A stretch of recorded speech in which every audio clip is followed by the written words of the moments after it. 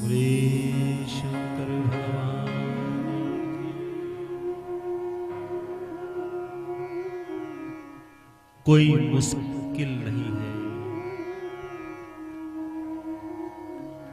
कोई मुश्किल नहीं है, कोई भी काम मुश्किल नहीं है, लेकिन तुम उसको मुश्किल मान लेते हैं। 5 वैश्यों को, हमारे मन की भी 5 वैश्या है प्यारे,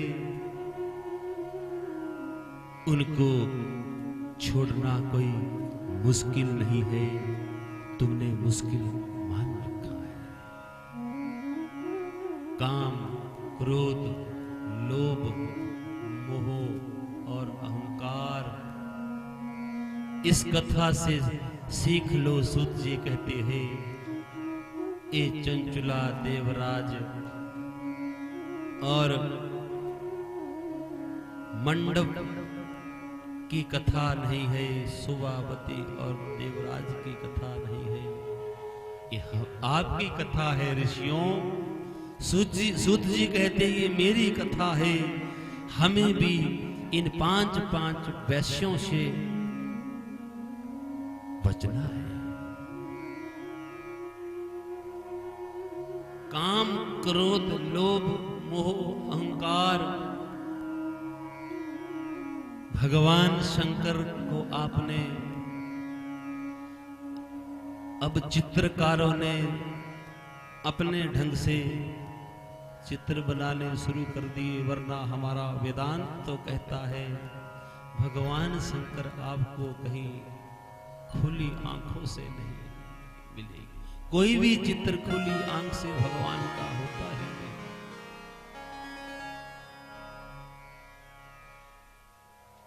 भगवान शंकर के ये नयन आपको बंद ही मिलेंगे, पर थोड़ा पता तो लगे ये किसके ध्यान में रहते हैं। देवों में महादेव भगवान शंकर हर्ष में किसमें लीन रहते हैं। वो कौन देवता है, वो कौन देवता है जिसके ध्यान में वो हर्ष में लीन रहते हैं।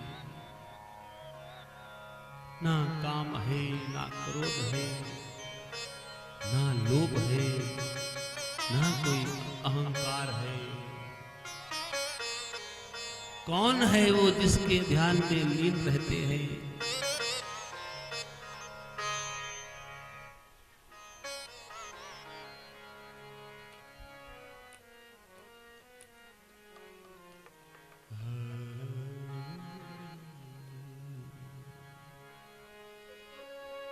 धन धन भोलेनाथ प्रभु,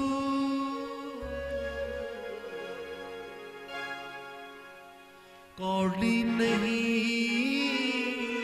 खजाने में, तीनों लोक के स्वामी होके मेरे बाबा आप बसे बिराने में। तीनों लोक के स्वामी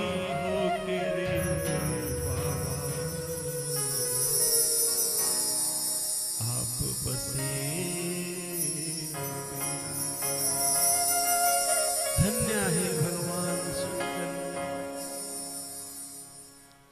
भगवान भोले शंकर तीनों लोक के स्वामी हो के रे आप बसे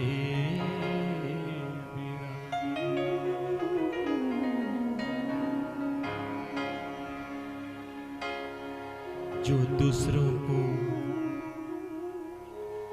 सुख देकर अपने को संकट में डाल ले, वो एक ही है, वो है शिव। धन्य है जब सागर को मथा गया समुद्र मंथन हुआ। सुनो ऋषियों, हम भी यहां मनोमंथन कर रहे हैं। यहां भी सागर को मथा जा रहा है। और उधर सागर को जब मथा था तो सागर से 9 रत्न निकले थे। लेकिन रत्नों से पहले विष निकला, हलाहल विष निकला। सभी देवी देवता जो है घबरा गए, क्या किया जाए। इस विष से पूरा संसार भस्म हो जाएगा। मथा भी खुद ही देवी और देवताओं ने, दैत्यों ने और देवताओं ने, और बस बहुत बड़ी समस्या आ गई। बहुत बड़ी समस्या आ गई। बोले शंकर भगवान की।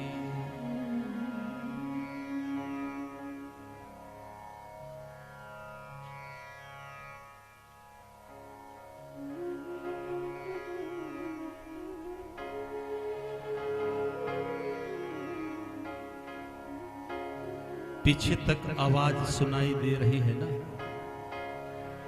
थोड़ा सा प्रेशर लगाए नहीं।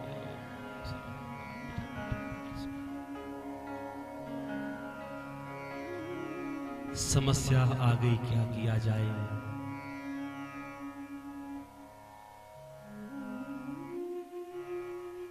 ऐसा हलाहल विष निकला, ऐसा हलाहल विष निकला, लगा ये पूरे संसार को भस्म कर जाएगा। देवी देवताओं को चिंता होगी, क्या किया जाए। उसी समय देवी देवताओं ने एक विचार किया। भगवान शंकर के पास जाएंगे, भोले के पास जाएंगे। किसके पास जाएंगे? भोले। भोले बाबा, भोले बाबा, भोले बाबा, ए भोले बाबा। यहां भी बड़ा अच्छा लगता है, एक दूसरे को कहते हैं जय भोलेनाथ। आहा आहा, जय भोलेनाथ। इस शंभू परिवार का एक अच्छा बड़ा जय भोलेनाथ अच्छा लगता है। जय भोलेनाथ। हर सब देवी देवता भी, दैत्या और देवता घबरा गए, इस विष का क्या किया जाए। जय भोलेनाथ, जय भोलेनाथ। भगवान शंकर के पास पहुंचे। आहा, भगवान शंकर कैलाश में मां पार्वती के साथ बड़े आनंद के साथ विराजमान है। किसके साथ बोलो? परमानंद के साथ। भगवान शंकर ब्रह्मानंद में लीन रहते हैं। आंख क्यों बंद है? क्यों बंद आंखों में रहते? भगवान अपने नेत्रों को झुका कर क्यों रखते हैं? थोड़ा ध्यान से सुनिएगा। भगवान शंकर जो है नेत्रों को बंद करके, वो कौन है जिसका वो ध्यान करते हैं। लेकिन उससे पहले भगवान शंकर आनंद में नहीं, परमानंद और ब्रह्मानंद में लीन रहते हैं। आनंद में नहीं, क्योंकि आनंद, सुनो मैं आपकी जानकारी के लिए कहूं,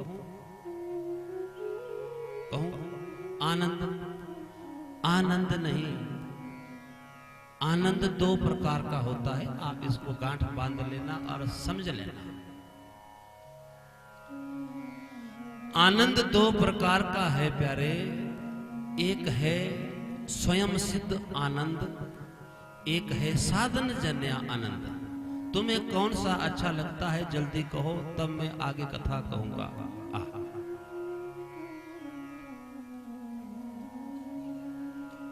विचार कर लो।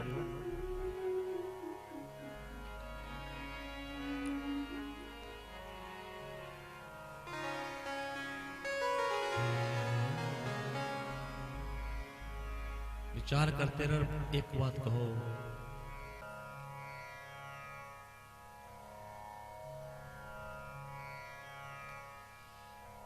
एक प्रसंग भी दिन में कहीं हमारे दिल को लग जाए। सूत जी के द्वारा कहा हुआ प्रयागराज में, और इस प्रयागराज की धरा कुनिहार शिव तांडव गुफा का एक भी कोई तीर कर जाए,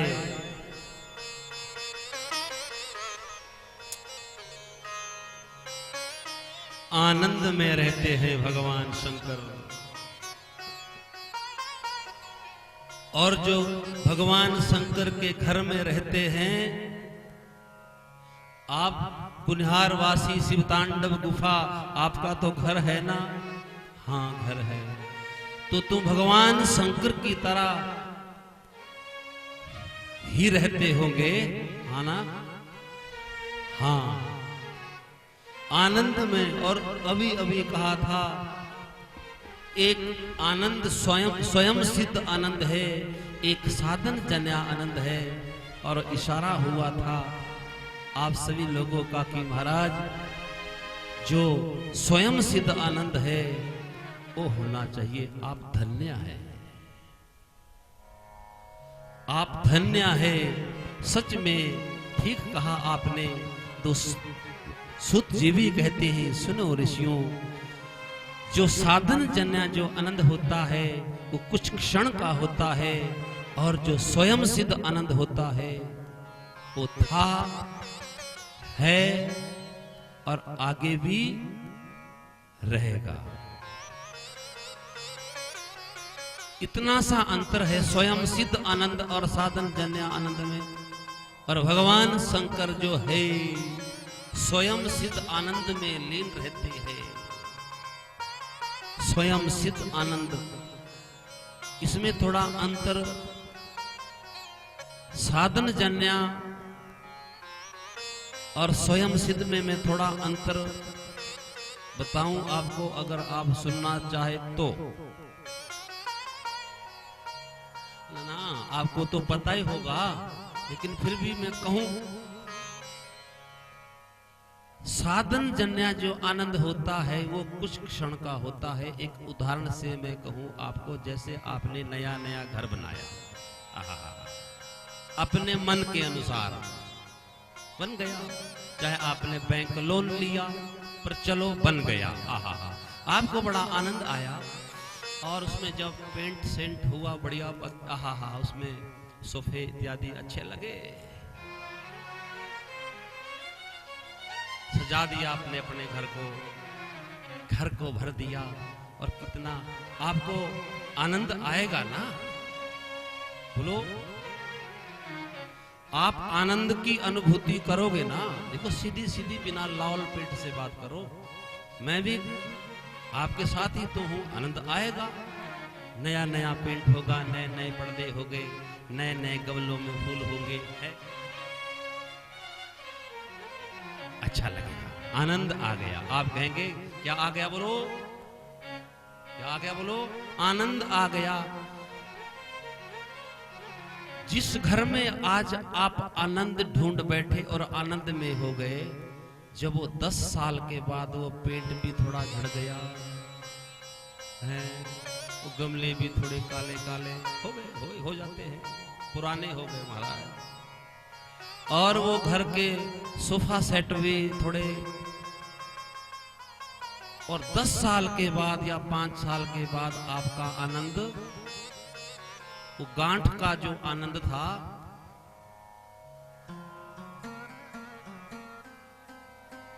वो गायब हो गया।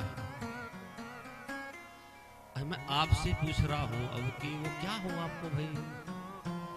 वो तो अब उस दिन तो आप बड़े आनंद में थे, और जब वो थोड़ा फीका पड़ा, वो आनंद गायब हो गया महाराज। बस कैसे? फिर क्या होगा? फिर पड़ोसी का जो घर होगा, आहा, और बारी किसकी आएगी शाम को? पतिदेव की।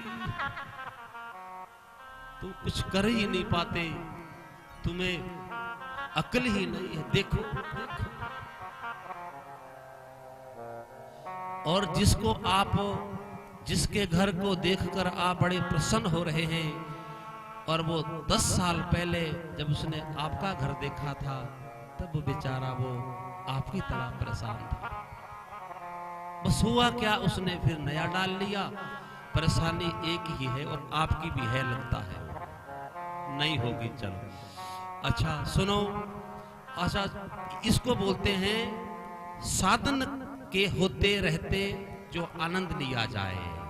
जो आपने नाक कान में अभी डाल रखा है, आपको आनंद आता है ना, अच्छा लगता है, तभी तो है।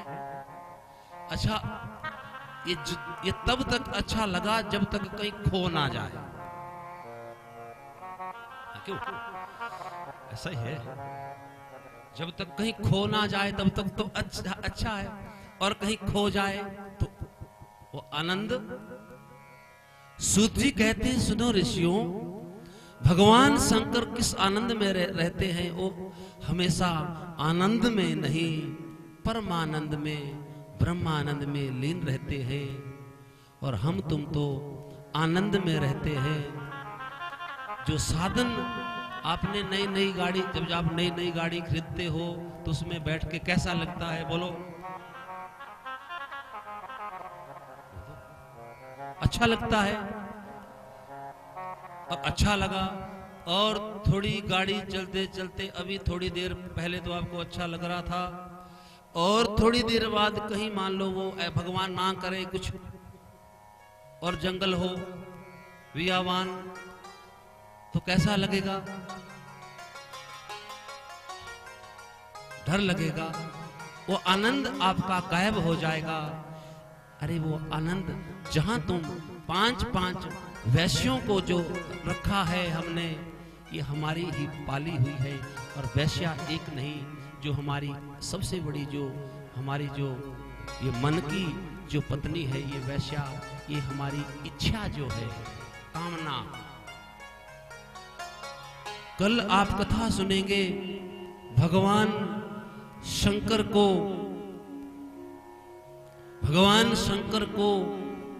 काम के द्वारा जो है, उनकी परीक्षा लेने के लिए, उनके थोड़ा वो ऐसा लगे कि काम का प्रभाव भगवान शंकर के ऊपर कल सुनेंगे। काम ने सभी वाण छोड़ दिए। काम ने जो उसकी तरकस में थे, भगवान टस से मस नहीं हुए। और आप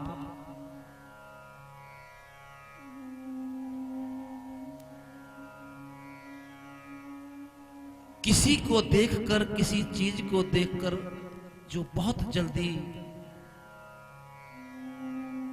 मोहित हो जाए, उसके जीवन में को थोड़ा खतरा हो सकता है।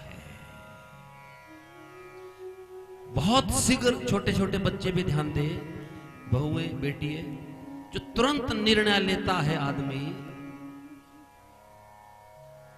बाजार में कोई अच्छा सा सूट जो मन आया, तो देरी नहीं, घर में जाकर अरे तो जब पड़ोसन को दिखाया, अरे एकदम पिघल गया मन, अरे क्या लाई तो। ध्यान दो, एकदम हमारा जो मन है, और हर रोज यहां मनोमंथन हो रहा है।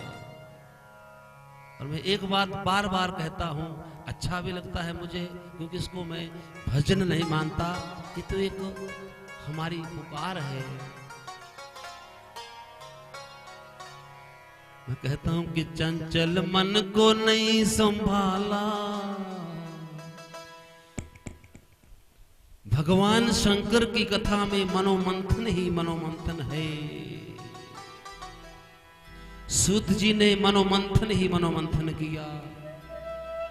तुम्हें परमानंद की प्राप्ति हो जाए। सूत जी कहते हैं, सुनो ऋषियों, 5 वैश्यों ने हमें घेर रखा है। काम, क्रोध, लोभ, मोह, अहंकार, इनसे कैसे बचे? ऐ गुरुदेव, आप हमें बताएं इन 5 वैश्यों से कैसे बचा जाए, जो जीवन के 100 वर्ष हम बिताएं, इन 5 व्यसनों से कैसे बचा जाए। इसका भी तो व्यसन है, ये भी कुछ आंख कुछ चाहती है, आहा कुछ ढूंढ रही है, कोई रस, एक किसी रस को पाने के लिए,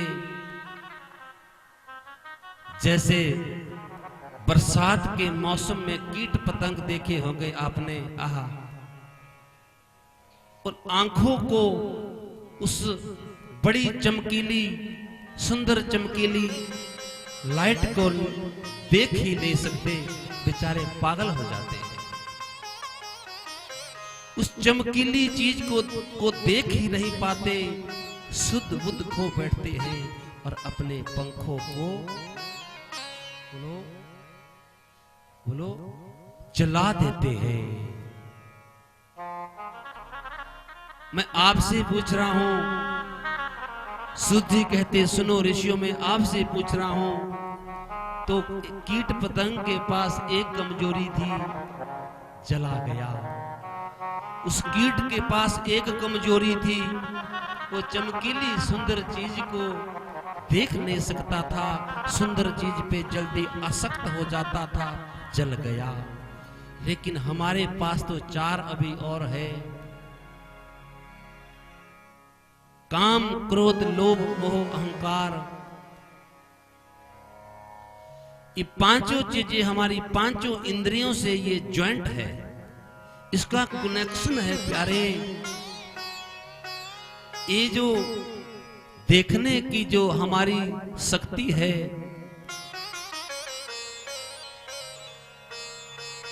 और एक बात मैं कहूं,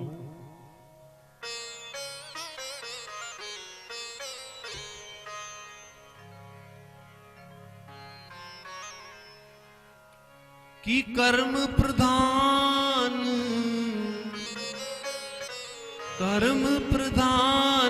ईश्वर जी राखा, कर्म प्रधान ईश्वर राखा, जो जस करहि सो तस फल चाहा,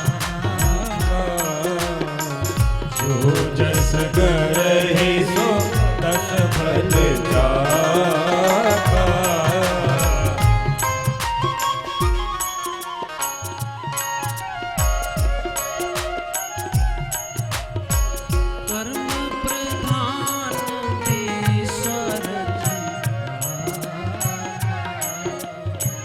कर्म प्रधान ईश्वर जी राखा, जो जस करहि सो तस फल चाहा,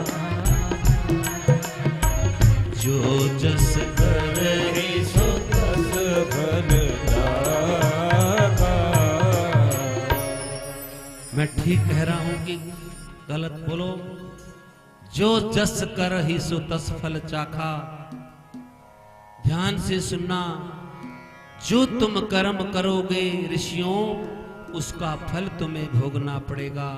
जैसे मैं एक उदाहरण से समझाऊं, सुनो ऋषियों, सुनो आप भी। जैसे आंख ने गलती कर दी, क्या गलती कर गई कि चलते चलते कहीं घूमती घूमती वो चंचल आंख किसी फल पर पड़ गई, फल पर। सुंदर आंब, सुंदर सुंदर फल किसी वृक्ष में लगे हुए थे और कहीं आंख ने उसे देख लिया। पीले पीले सुंदर सुंदर फल जो है आंख ने देख लिया, तो असर कहाँ होगा बोलो? इस बात को थोड़ा ध्यान से समझिएगा। मानो आंख ने देखा तो उस आंख का सबसे पहले असर कहाँ पड़ेगा बोलो?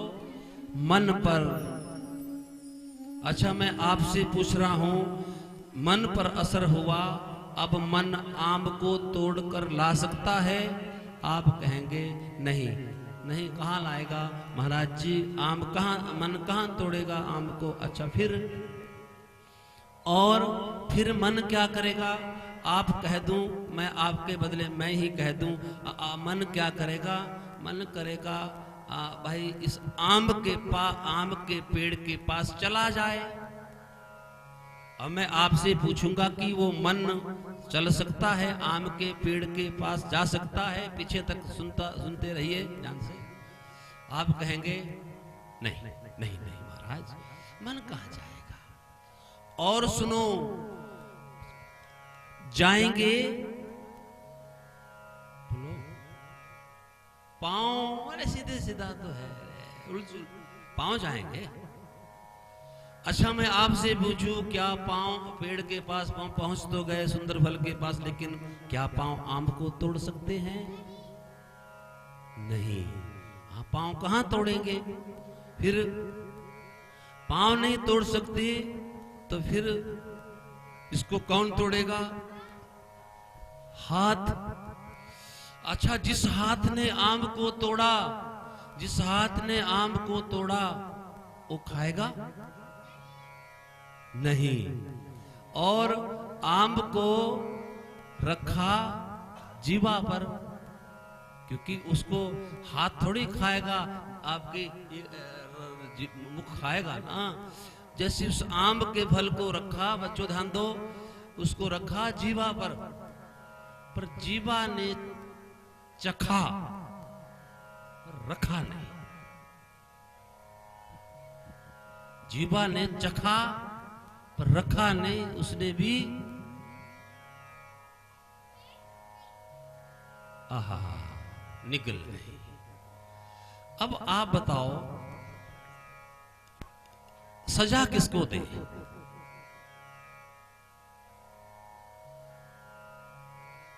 सोच लो, मैं एक उतने को तुम सोचते रहो। मैं एक बात कहूं, सभी सामने देखो और अपने मन को अपने शरीर के साथ मन को मिलाओ। मन चंचल है ना? अभी अभी कुछ आपसे पूछा था, सूत जी ने ऋषियों से पूछा था, मैंने आपसे पूछा था। जल्दी उत्तर दो कि सजा किसको दी जाए? आंख को कि हाथ को कि पांव को, है कि जीवा को? किसको सजा दी जाए? आहा, और ऐसा ही हुआ, ऐसा ही हुआ। उतने में क्या हुआ? उतने में वो आ गया जिसके आम थे, उतने में वो आ गया जिसका आम का वो पेड़ था, और वो तो खा रहा, अभी जीवा खा ही रहा था, और पीछे से जोर मोटा सा डंडा लिया और पीठ पर धमाधम।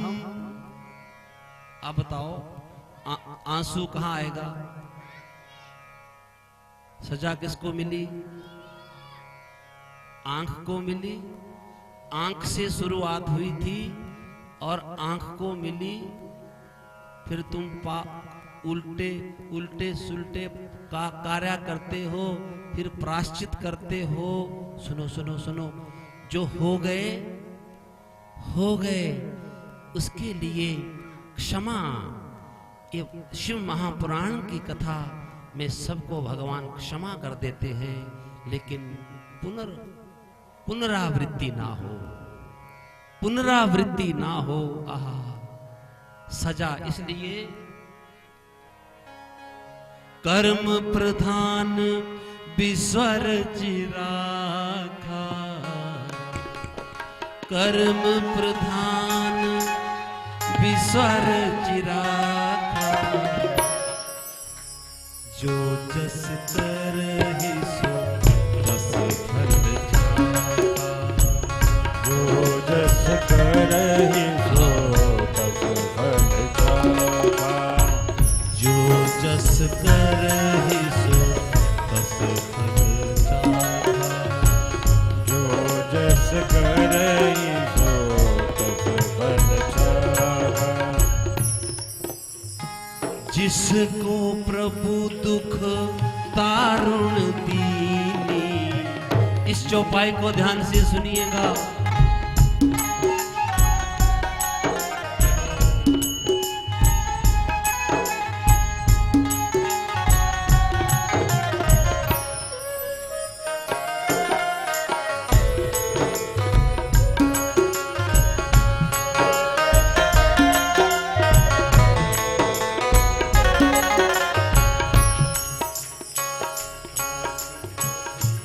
जिसको प्रभु दुख दारुण दीने, जिसको प्रभु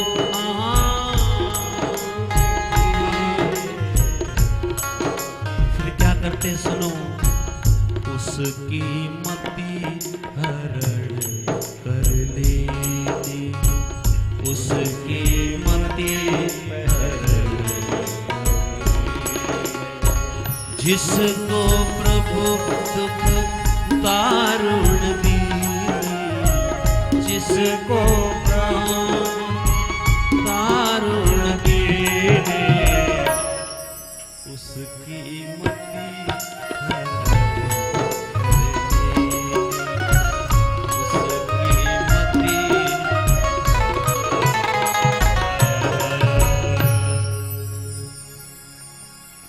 जो जैसा कर्म करेगा वैसा फल पाएगा प्यारे। पर कर्म तब अच्छे होंगे जब तुम्हें ज्ञान होगा। मैं ठीक कह रहा हूं? बोलो पीछे तक।